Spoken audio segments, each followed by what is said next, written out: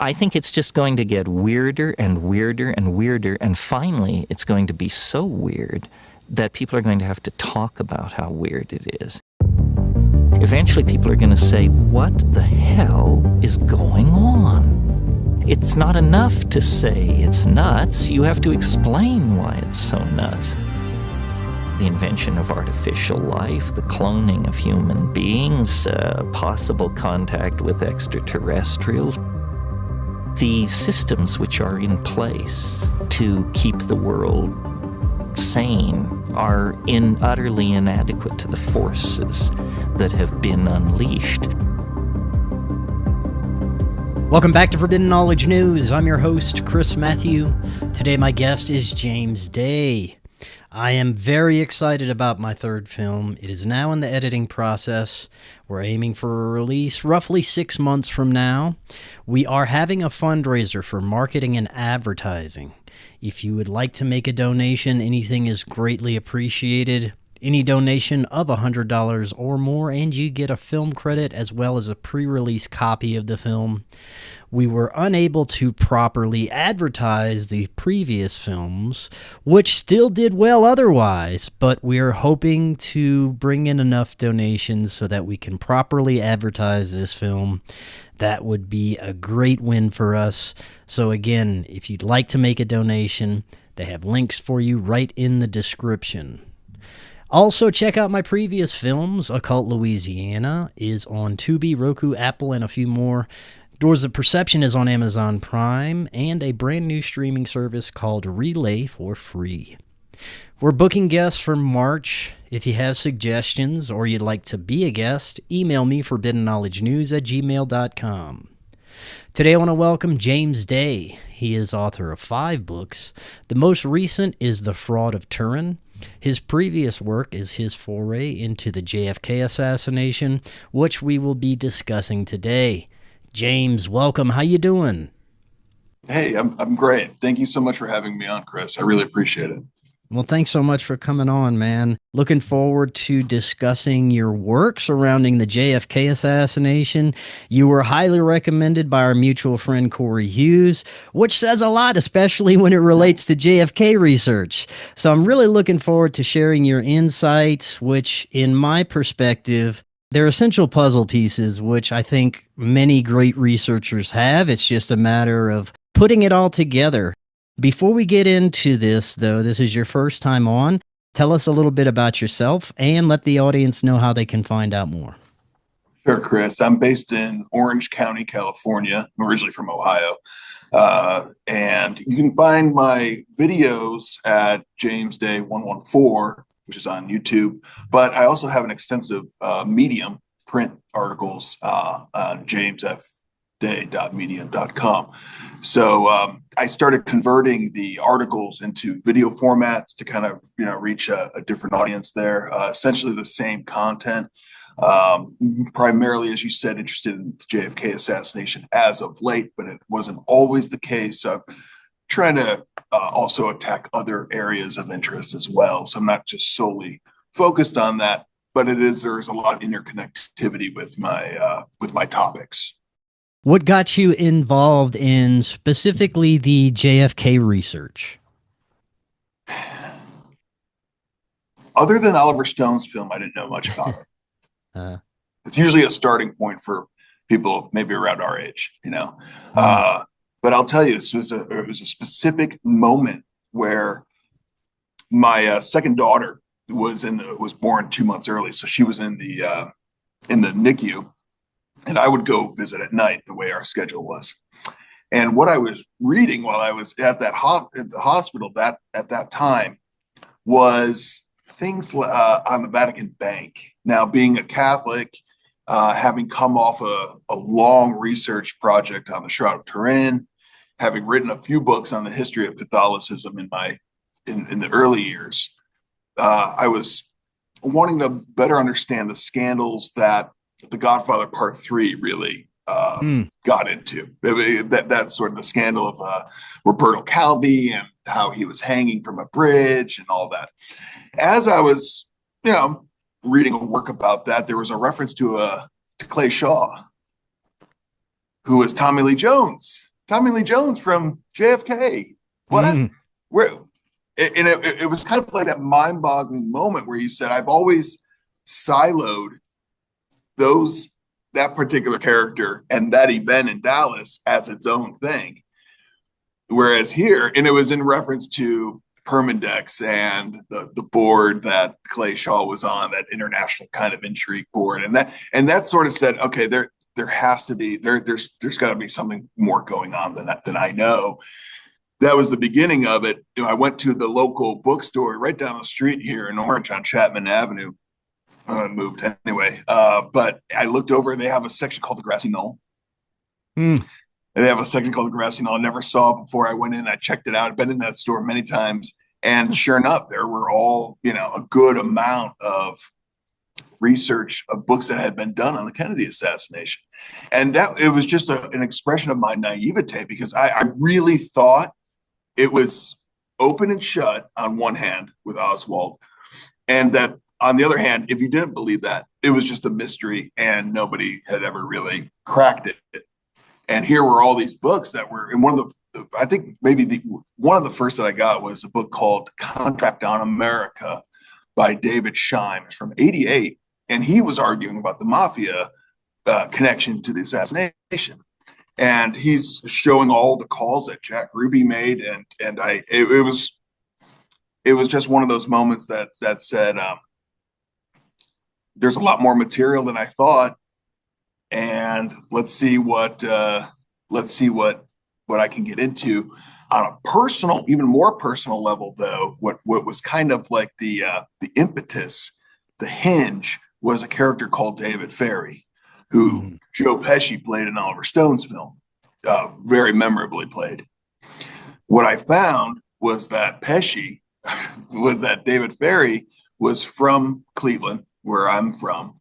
We both went to the same high school, which was the Jesuit high school, St. Ignatius. We both went to the same undergrad, John Carroll. And it's all on his Wikipedia page.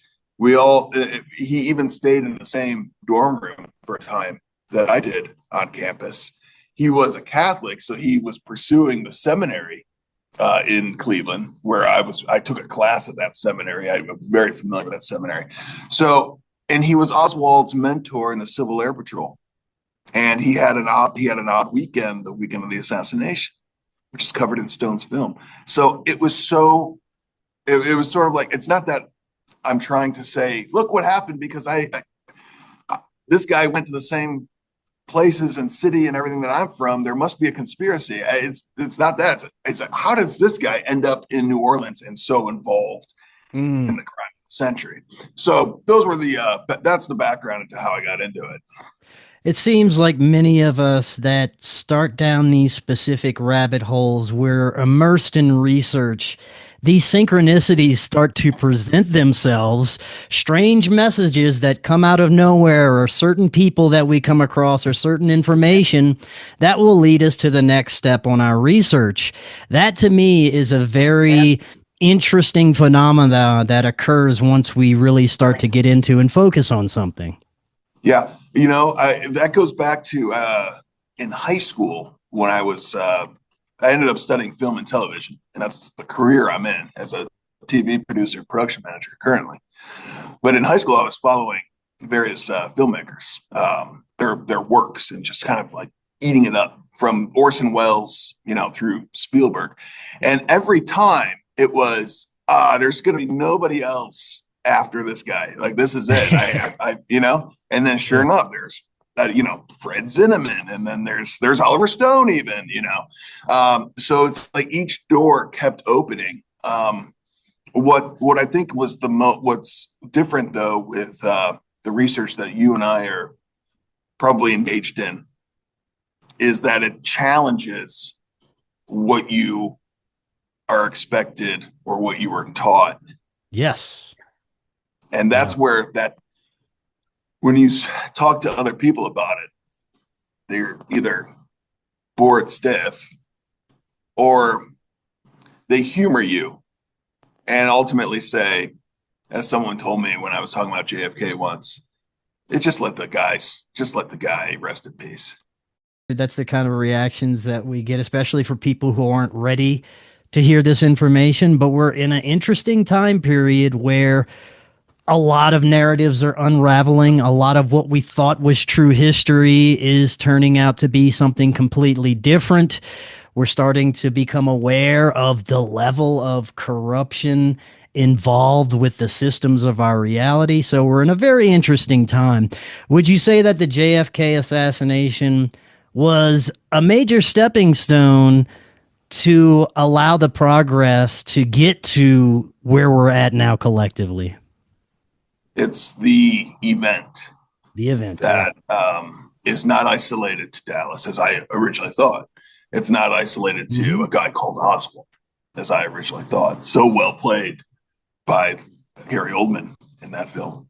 So convincing to the point where it's almost like, is Stone crazy? Which is what the press at the time was pushing, and which by the way, he sort of ate up. I mean, he did play into that crazy filmmaker role. Or is there more to it than meets the eye? And I hesitate to say this with certainty, because ultimately we don't know. I was not on the grassy knoll. I was not in Dealey Plaza, so I wasn't there. So I can't say for certainty. But the machinations of our system, as you put it, all point to Dallas, all point to taking out a duly elected head of state and implementing a kind of intelligence. You know, we hear about the military industrial complex, which is true, but I also argue about military intelligence complex, where you look at a string of executives who were put into the White House after JFK.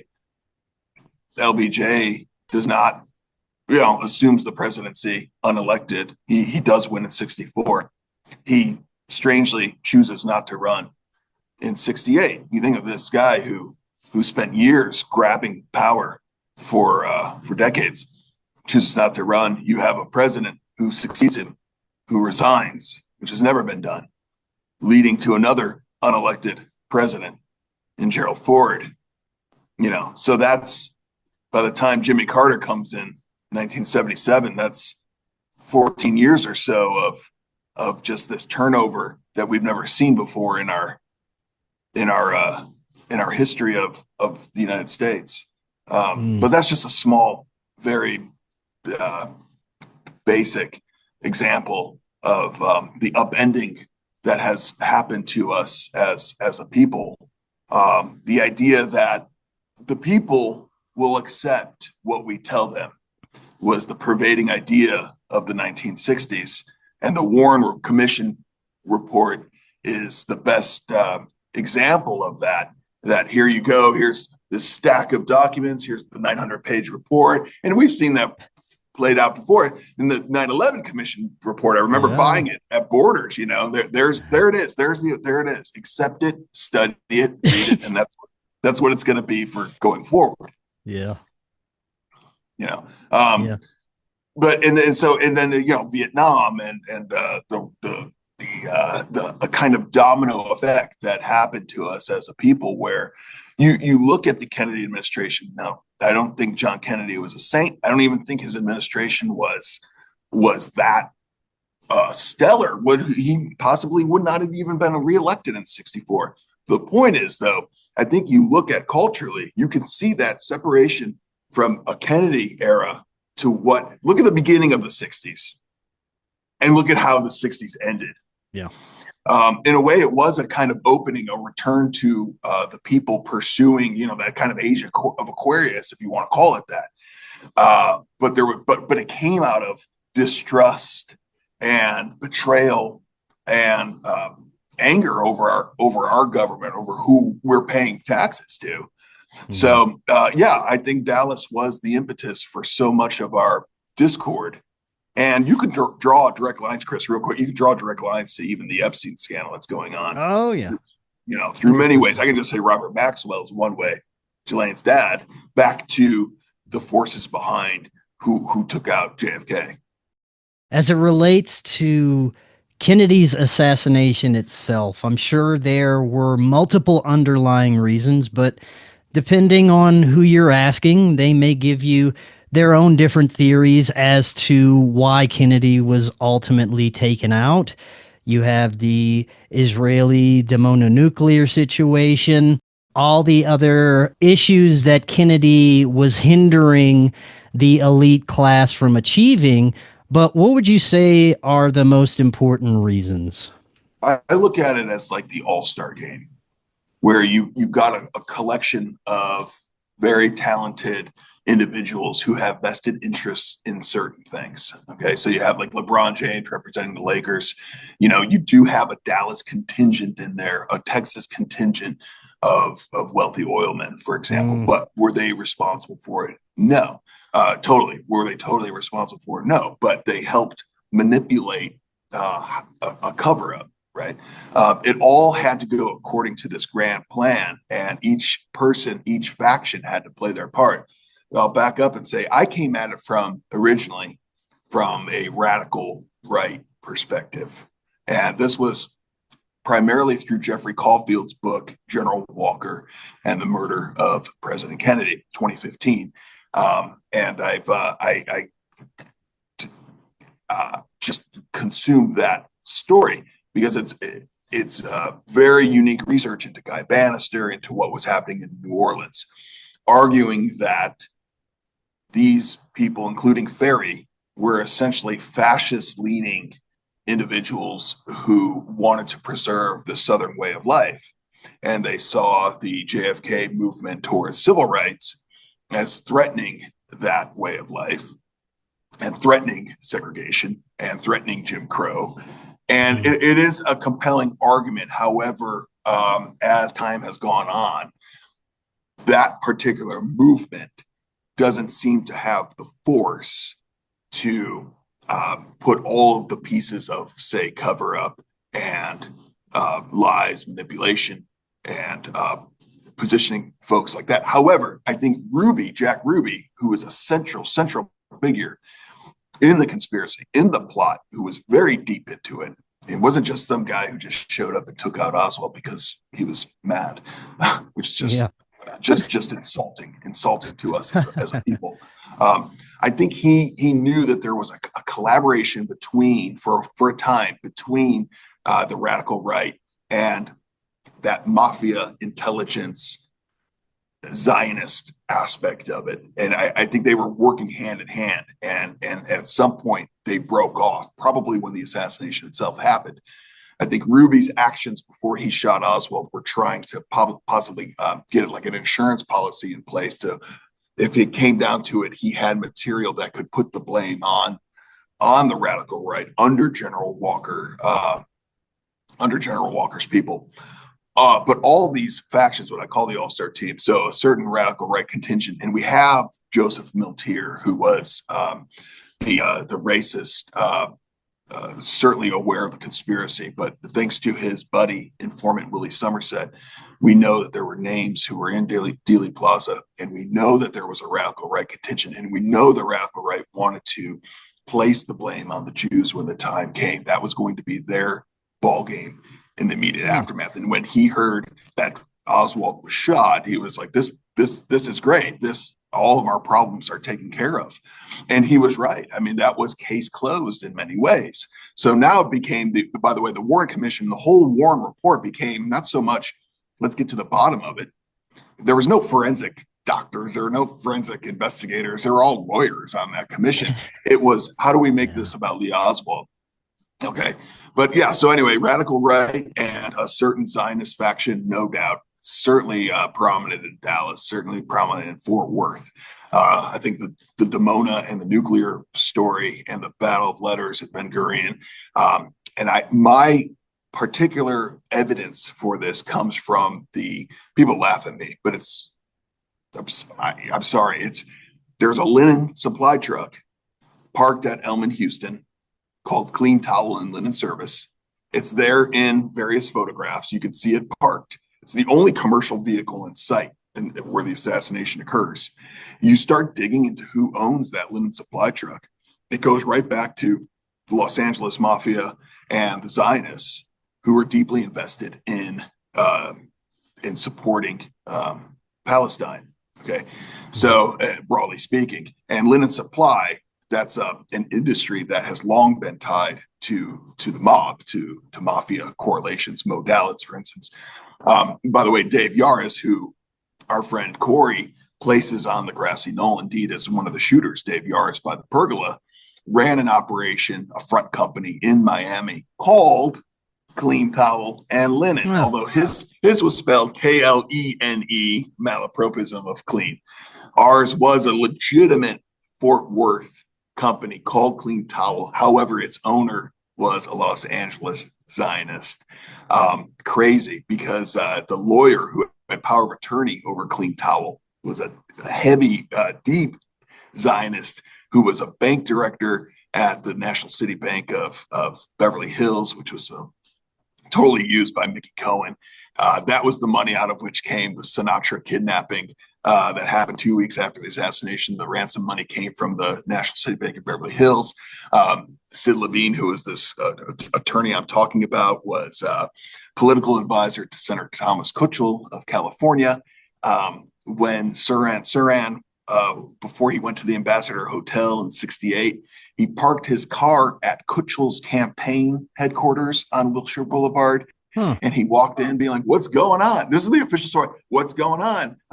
He's like, well, if you're looking for some kind of action, there's stuff happening down at the Ambassador Hotel. Bobby Kennedy's down there. Oh, okay. That's the official story. So this whole Senator Kuchel thing, having a connection between where Kennedy was shot, where RFK was shot, and his, by the way, Senator Kuchel's mentor was the former governor of California, named Earl Warren. So, so there's that Zionist faction, the mafia faction kind of coming together. There's the radical right. There's the Dallas elite. That's the broad, and then the military aspect of it through, I would say, naval intelligence, because of, and probably, unfortunately, Secret Service to some degree. And you could say the FBI. I mean, it's just, it keeps going. Awesome. But, yeah. Would you say that it's just different factions that normally may not have anything to do with each other, normally has different ideologies and agendas, but came together because this would be a mutually beneficial thing for all of them? Yes. Of course, we don't have proof of that, that there was this gathering. But yes, because they all had motives for taking out the president. Personally, I think there is a degree too. If you look at the radical right, there was a certain anti-Catholicism towards Kennedy, anti-Catholicism from Catholics, because what was happening in the Catholic Church at the time was a massive meeting called the Second Vatican Council in Rome. And if you haven't heard of it, you would at least be aware that there was this opening that the church wanted to do towards the world. It went from I would call the Catholicism of Martin Scorsese, which was like the vestments and the liturgy and the incense and the Latin Mass and the kind of ceremony and ritual that he likes to talk about and Coppola likes to show in their films. That changed to a kind of more openness, an English language mass, a kind of opening to different religions. And it was almost a different look for the church, a kind of church 2.0, you might argue. Certain Catholics didn't want that. What also was going on in 1963 was you had the death of Pope John the 23rd and the election of Pope Paul VI, who JFK did happen to meet one time that summer when he had this triumphal visit in Rome. So there were certain Catholics who didn't want that, because now the church was going to be more open to civil rights, and it was going to be more tolerant of different religions. And to some on the radical right, like Delphine Roberts, who was Guy Bannister's secretary in New Orleans, she saw this as being just a huge betrayal of her faith, and she saw John Kennedy as being promoting that kind of new theology in his politics. So that was one motive. Then you had the oil depletion allowance in Texas, where JFK was going to trim down the tax benefits of the wealthy in Dallas. I personally, I don't even think there was a good reason for him to even go to Texas anyway. To motorcade to me seemed like a colossal waste of time. Anyhow, you have a head of state going an hour at each city for what? You could be getting stuff done. There was no reason other than to apparently heal the Dallas Democratic Party, the Texas Democratic Party, and Governor Connolly and Senator Yarborough. It feels staged to me to get him down there. And then, of course, you have the Zionist aspect of nuclear weapons. The whole point of the Cold War was to consolidate nuclear power and to keep it amongst you as a secret. And the idea that it first went to Russia through the Rosenbergs, and then it kind of spread out. To this day, Israel doesn't even claim that it has nuclear weapons. So imagine being in 1963, the height of the Cold War, that there's this country that is adamantly pushing for a nuclear reactor under the nose of the United States government. You have the president who's wanting inspections, very much like Hans Blix of the United Nations in 2003, wanting to get in to inspect Iraq, if you remember that. To your point, I do agree. There was a mutual beneficial. The question is, how was it going to get done? Who was going to do it? And were all the pieces going to happen? Yeah.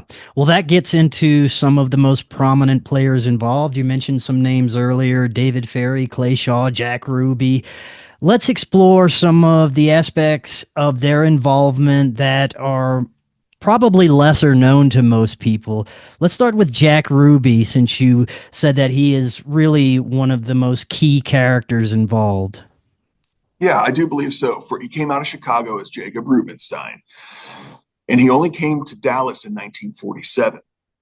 He was, thanks to the calls that Contract on America puts out, we know that there was a relationship, a longstanding relationship with heavies in the mafia that Ruby stayed in touch with, and particularly that contingent of Dave Yaris and out of the Capone successors of the Capone era up in Chicago. He simply just didn't go down to Dallas to open a nightclub. It was obviously to continue the efforts of the mafia down south. I learned something from a document in the HSCA, which has gone totally ignored, and I'm trying to bring it to light. There was a witness statement, a daughter, who gave testimony that her parents were the housekeepers to a fellow called Sam Gilbert. Sam Gilbert lived behind and across the street of General Walker. The whole point of General Walker's role is that on April 10th, supposedly he's doing his taxes. He was ousted. Talk about another guy who would have speaking of the radical right, he was basically fired by the Kennedy brothers for passing out political literature to his soldiers in Germany, John Birch Society type literature. So he lost his pension over that. So he chose not to be fired. He resigned, and in doing so, he lost his pension. So that big deal. So Oswald officially supposedly takes a shot at this General Walker on the night of April 10th, 1963. This sets into motion the idea that Oswald was was unhinged and moving towards Dallas. Okay. But this statement is, we saw someone run behind the alley of General Walker's house, and we think that he sought refuge in the home of this Sam Gilbert. Sam Gilbert was a photographer. He had a dark room. He was part of the, I think, the 112th photographic unit of the Army during World War II. That's where I believe he knew Clay Shaw. This woman's statement says he was like, his best friend was Jack Ruby, this Sam Gilbert. In fact, he was trying to get Ruby to move in to the house. And the housekeepers, this girl's parents said, we don't want another person that we have to take care of. That says to me that there was a relationship between this Sam Gilbert and Ruby. Furthermore, the same document says this Sam Gilbert always went to New Orleans quite frequently and knew a fellow called David Ferry. It's a smashing testimony in my mind, and it shows that there was already, if we take it for face value, which I do, that Ruby was already in on the manipulation of Oswald and Walker, which shows to me that he knew that he was buddies or in bed with the radical right already at that point, working with Walker and others. So Sam Gilbert is a very important figure. Sam Gilbert also ran with the mafia as well. You can find that in newspaper articles. I've written articles about it as well on my Medium about Sam Gilbert. So there was always a thing going on between Ruby and his superiors in the mafia. And finally, I think it came down to the fact where Oswald clearly was supposed to be killed at some point that weekend, and he managed to get to jail alive. And it was only when he was being transferred out of the city to the county, which would change hands of his jailers, right? A different group of people were now going to be responsible for him, that it came down to the last minute, the last moment he had. It was Ruby who had to take him out. And Ruby, who mysteriously dies of cancer within 3 years, talks about in prison that it will never come above board who was responsible for this. So he's on record talking about that there were factions. Wasn't Jack Ruby seen by Jolly West after the incident, and shortly after Jack Ruby essentially lost his mind? I don't know. I'm not sure who that is, honestly. I'd have to look into that. But it would have to be in prison.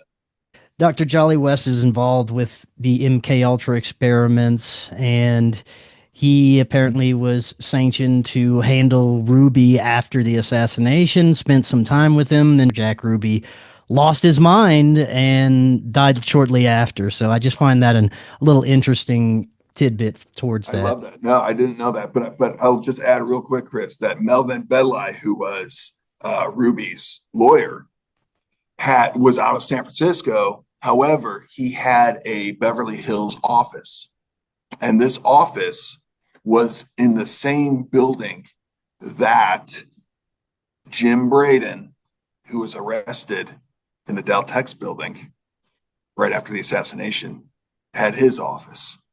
I don't think anyone else has been able to put that out there, but except for me, I just humbly say that I haven't seen that anywhere else. So, and by the way, Ruby's rabbi, Silverman, Jonathan Silverman from The Single Guy, if you remember that show from the 90s, that's his dad, by the way. Oh, wow. He was very close. He was one of the few who was visiting with Ruby throughout the trial. I do believe that he was either handling Ruby or he was reporting for the people that Ruby never was able to articulate who was above him involved in the conspiracy. I'm going to call and say that Silverman was definitely more knowledgeable of what was going on than the official story represents. Yeah. Now, Cory's done extensive work on the possibility that there were multiple versions of Lee Harvey Oswald. Do you have any thoughts on that? That's compelling. I appreciate that Cory cites that so frequently the work of John Armstrong. But Cory isn't pulling this out of thin air. John Armstrong did a ton of groundwork that we have through, and we have all of his files in Baylor University. So this is not something that's unknown. And I think he's onto something with this, because it's not limited to Oswald alone. Really, it goes back to Marguerite.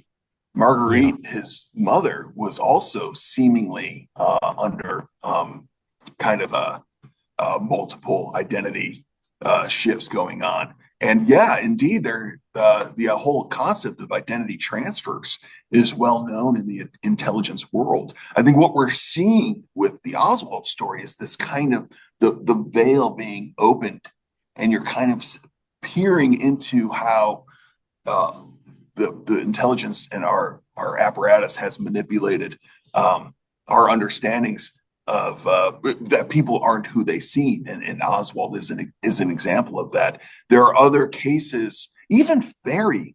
I've often wondered, he goes from a fairly straight arrow guy, tie suit, wants to be a priest, down to this kind of crazy man in New Orleans, to the point where either he was induced by drugs or hypnosis. So I think he's onto something, and I think there's more to that than people are acknowledging, this idea of identity transfers. Well, you mentioned David Ferry a couple of times as another extremely important character.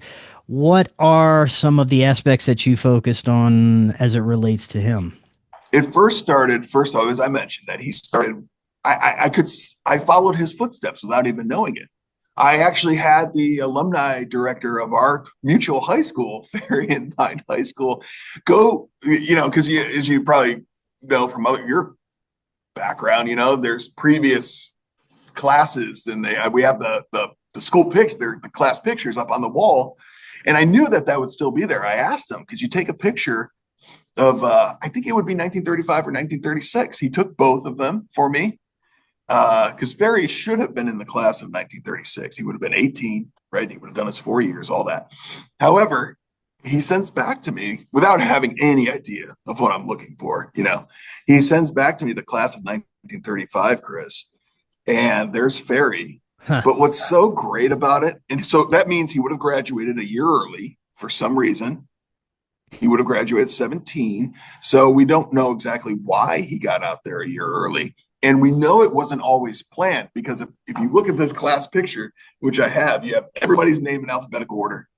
And then right after the guy, the Z guy, you have, boom, David Ferry tacked on at the bottom of this class of 35. So that's interesting to me. So I'm beginning to wonder where, and his life is so well documented because of the FAA investigation, because he was a pilot, because he was a commercial pilot, and because he had these morals charges brought against him in New Orleans in the early 60s.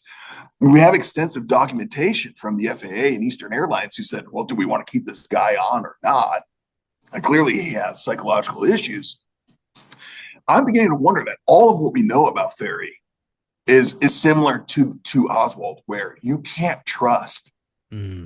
Even when he was documented at being at seminaries, was he really at seminaries at that time? Particularly, he gets kicked out of the Cleveland diocese. He finishes at a secular college. He tries to be a teacher. It doesn't work. He's already flying planes at this point. Cory puts him at meeting Clay Shaw as early as 1947, when he would have been taking flying lessons at Cleveland's Hopkins Airport, which was a NASA faction. Before it became NASA, it was called NACA. When he's down at the seminary in Dayton, Ohio, that just happens to be, a short 50 miles from Wright Air Force Base. I'm starting to think everything we know about Ferry is completely, and Cory does a great job. I'm trying not to say that I'm just parroting everything that Cory is putting out there. I hesitate on some things. I would like to challenge him, and I do try to with questions that I get. But when he says Ferry was at Dallas on the grass, indeed one of the shooters. I was blown away by that at first, and I was very hesitant. And I can see where people immediately dismiss Cory as absurd. However, he was able to argue quite extensively that this whole trip to Houston and Galveston that Ferry took is a complete lie.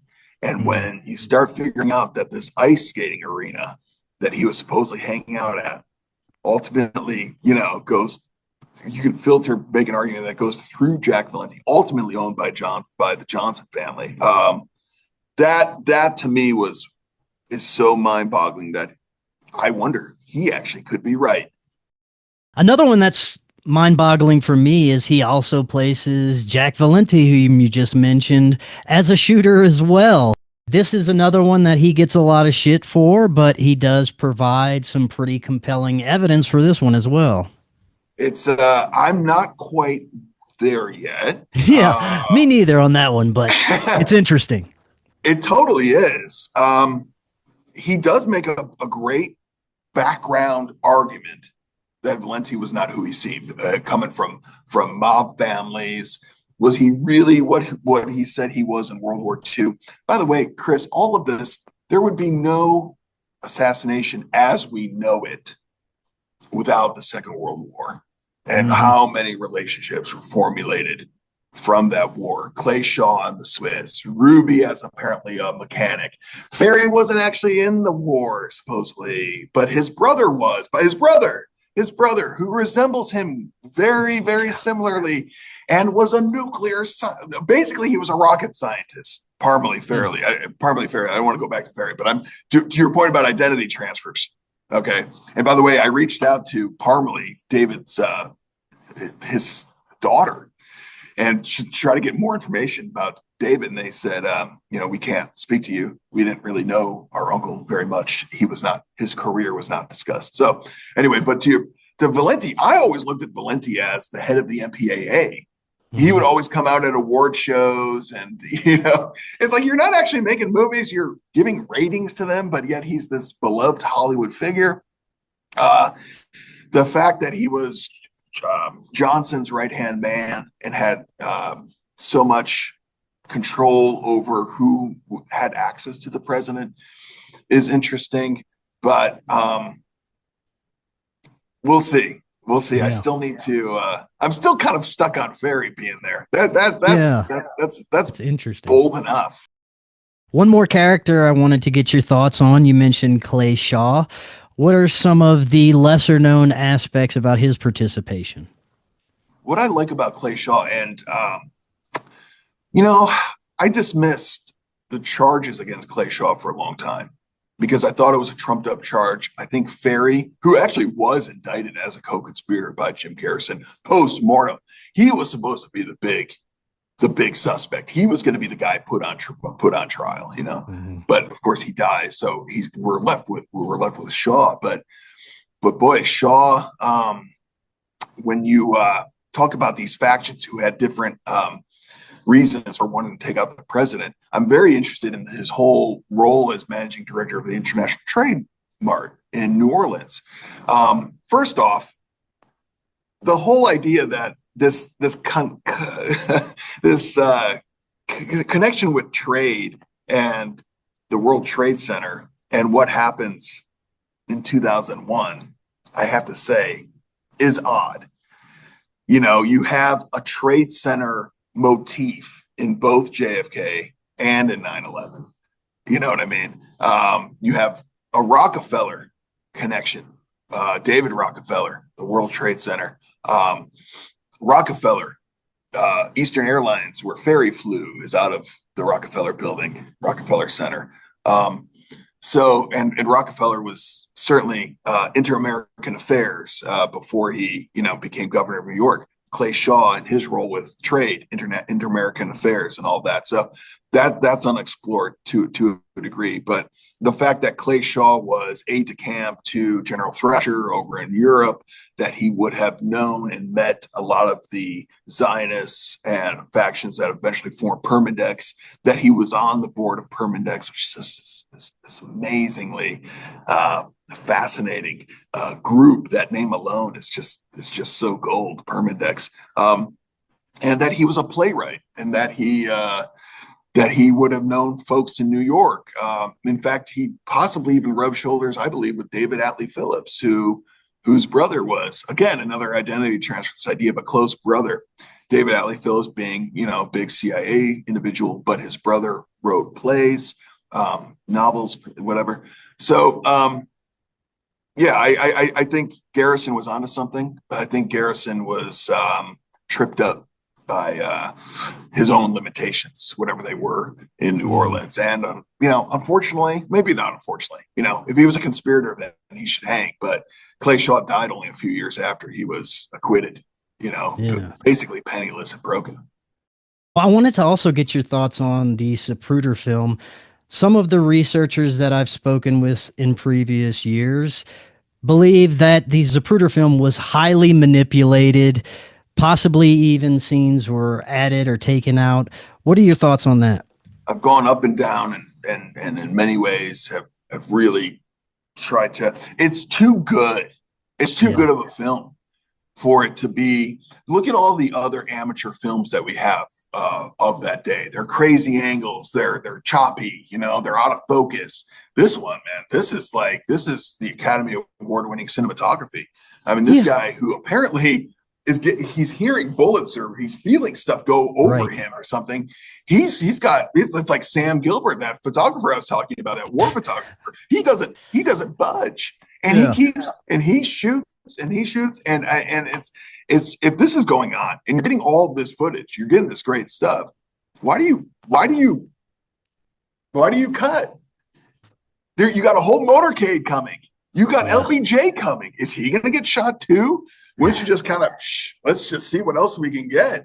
To me, it seems to me Zapruder, if indeed he was the guy who shot that film, and if indeed it was the film that was shot that day, there's a lot of recreations that have happened in Dealey Plaza. The FBI did their own recreation. The Secret Service did their own recreation to figure out what happened, right? And we have photographs of it. And sometimes, by the way, Chris, when people put like their thumbnails or their images for a video up to talk about, say, Dealey Plaza, they're pulling things that aren't even from. They're thinking it's a Zapruder. It's not. It's film recreations that were done later. Clint Hill jumping onto the car that has been done many times, not just for Hollywood, but for the government. So my thinking is Zapruder, who came out of the Daltex building, which is a heavily Zionist, it's almost like the hornet's nest. And you go back to identity transfers. The Texas School Book Depository Company only moved into the building we know is that Texas School Book Depository early in 63. It was leasing that building in 62. It was in the Daltex up until then. Okay, so Zapruder would have known the players of who were involved with the Texas School Book Depository. It needed to be that man from that building, from that window, with that rifle. That was the job. That was the goal. The whole thing rests on that. Okay. My thinking was it was a snuff film. It was Zapruder's job was to film the assassination. Unfortunately, because I don't know, they wanted a record of it, Chris. I mean, and we know Zapruder watched it at least 15 times that weekend. Who's he showing it to before Henry Luce and everyone swept in to protect him with Time Life, keeping it under wraps for so long? Because of the access of information in recent years, we have many more people looking into the JFK assassination, presenting their own theories. There are a few out there that I have a lot of trouble getting behind, and I'd like to get your thoughts on those, maybe dismiss some of the more ridiculous ones. First one, that there was a squib on Kennedy, that he faked his death for whatever reason. Right. Speaking of identity transfer, because J.D. Tippit, who is the Dallas police officer who bears such a similarity to Kennedy, was actually the body that was switched, and then he goes and lives on. I did a review of the JFK X or something. Yes. My friends produced that movie. Yeah. Okay. All right. Was that Ryder Lee then? Ryder and Jay Widener. Yeah. Okay. Yeah. So I did a review of that, and I entertained it. And people thought I was endorsing it. It was just a review. There's passion to Widener, which I appreciate. But I think I do actually post a close up of Jackie's hand. If you watch Zapruder, there is something that appears to be in her hand and it vanishes. I don't know what that is. But I don't see Jack Kennedy doing that, although there was, prior to the assassination in September, there was a game that the Kennedys and the Secret Service played. Paul Landis talks about this, who's like one of the last surviving Secret Service agent. He talks about how there was a game where the president was assassinated. It's kind of a strange, macabre story, very morbid, but it's typical Kennedy. I mean, those guys, they like to joke, they like to play. So it's interesting, but cui bono, who did it benefit ultimately? Right. It didn't really seem to make sense. The other one I wanted to get your thoughts on is the possibility that the limo driver, was a shooter. Yeah, also very compelling to a degree. I mean, it's an interesting conspiracy theory. I don't see the evidence of it. I don't see where Greer fits into the whole scheme of things. If you were to take out all of who we've talked about, the radical right, the Zionist factions, Ruby, where's Ruby fit in with William Greer? Then I'm open to it as an isolated, crazy event. It fits the idea that it had to have happened in front of the books depository because, again, you needed to blame Oswald on it no matter what. You could not have done it on the way to the trademark because there would have been too many questions. How did that happen? He got shot by who? Well, Lee Oswald. Well, it had to have been in front of the book depository no matter what. But with Greer, Greer was interesting because he was a Protestant and, he was part of the Orange Order, which was very anti-Catholic. But ultimately, I can't go down that road. Once you start looking deeper into not only the JFK assassination, but many high-impact events throughout history, the players involved seem to have not only a history of intelligence, but a part of an intelligence bloodline, which makes me wonder if the children of some of these high-level players are from the get-go being sacrificed as these assets being tortured, manipulated, mind-controlled, and programmed so that they can become whatever the intelligence community wants them to become. Does that sound pretty accurate to you as far as the mode of operation for these families? Yes. Yes, it does. Yes, it does. It sounds insane. Yeah. It does. But you have to set aside everything that you've known about what we were taught. And that's where the religious aspect of intelligence comes into play, because there is an occultic, mystical milieu that hovers over not just Dulles, whose nephew ended up becoming a very high-ranking cardinal Jesuit in the Catholic Church. He converted, much to Alan Dulles' chagrin that his nephew became a Catholic. But in any event, yes. Now we don't have the receipts, if you will. To a degree, we do with what Cory's doing with Oswald. We do see that, and that's what I mean by that veil being separated. You're kind of peering into the reality of life, and I think it speaks to our possibly America as an oligarchy, as its founding. Where we're taught that basically you can go out and do whatever you want to do, and that you're in the land of the free, and you and I are able to do this show. And no one's stopping us from doing it. We're still able to do it. But there's also an element of a kind of elitist, from the beginning of the founding of what we know to be the U.S., a group of families that have been at the center of our of the success and of how America has moved. Look at Dulles' bloodline. Look at the Rockefellers, Henry Cabot Lodge. It just keeps going to the point where there's this alternate. We live with our Walmarts and our Burger Kings, our Pizza Huts, and our Fox News and the Super Bowl. And then there's that whole other group niche that doesn't even consider that do you know what I mean, Chris? That's who I think those families are.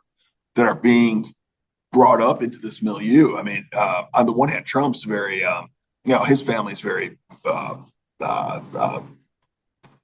photogenic. I mean, they're out there. They're very transparent in their movements.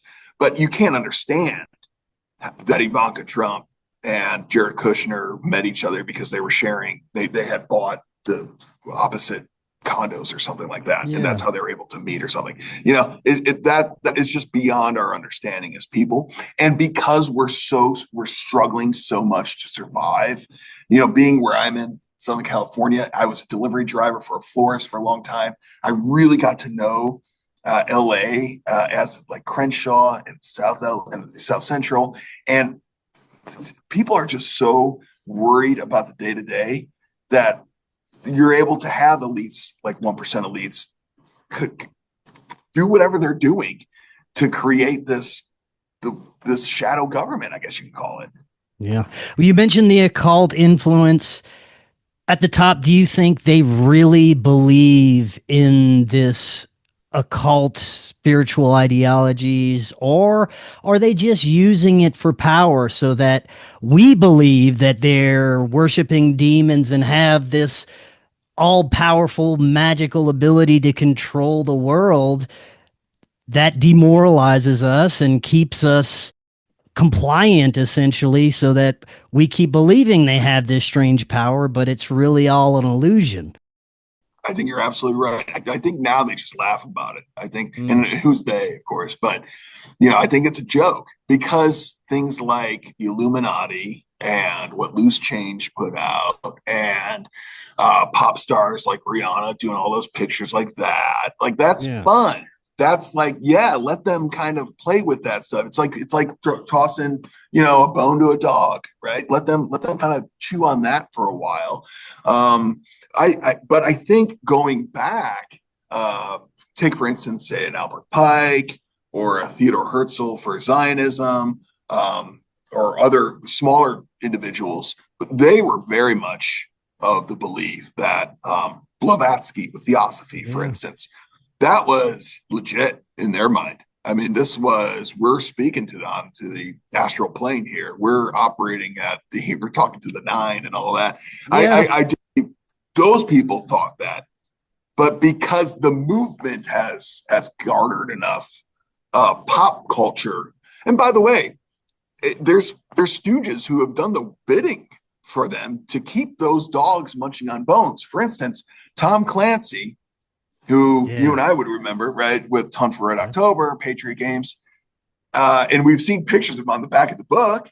He kind of looks like this very trustworthy. He's got the glasses and the cap, and he looks really. Did he really write those, or was that a way to normalize intelligence? It's a way to normalize somebody like a Jack Ryan, somebody to normalize wet ops, because Tom Clancy, who died in 2013, is still publishing books. So who is he? I think that guy was just. I think that they found the appropriate, kind of like Tom Brokaw, like your dad kind of guy who you would trust. And it's just a collection of intelligence guys who are writing these things and putting them out there. There's so much theater involved in all of this. It's extremely difficult to navigate and know what's real, know what isn't. That's why I have concerns about what's happening now with the Epstein files. Is this just further demoralization to show how much power and influence all these parasites have, and they're still not being brought to justice after all this information is coming out? What are your thoughts on what's happening right now with all of that? Yeah, we need to keep hitting that story. That story can't go away, or it can't be morphed into how hot topic stories that can change things, how they get sanitized and changed. I think we have to be very consciously pushing, studying it on our own as much as possible. I mean, it's a ton of pages. Who has time to do that? Yeah. Who can do that? For me, for instance, like finding Robert Maxwell, finding his connection, that Ghislaine's sister was on the board of Hank Greenspun or Al Schwimmer, who was moving guns illegally under the War Assets Administration, who was betraying our country to fund a military state, basically, in 48 in Israel. So there's connections there. The fact that Epstein was a Mossad agent, well, that's what Tucker Carlson says, and let's focus on Tucker Carlson. That's where we get off track. I mean, I think I have my deepest sympathies to the family of Charlie Kirk. I mean, the fact that I knew of him. The fact that when I saw he had kids, I was like, oh, geez, no, that.